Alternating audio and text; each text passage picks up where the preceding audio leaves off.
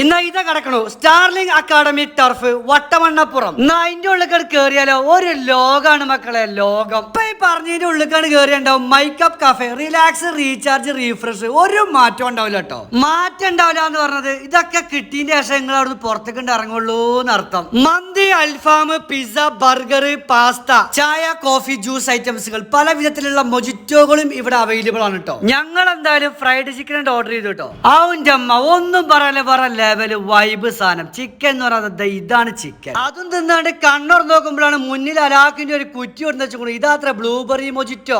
എന്തായാലും മൈക്കപ്പ് കഫേന്റെ മുതലാളി ഫൗസാന്റെ ഹൃദയാത്ര കൊടുന്നു.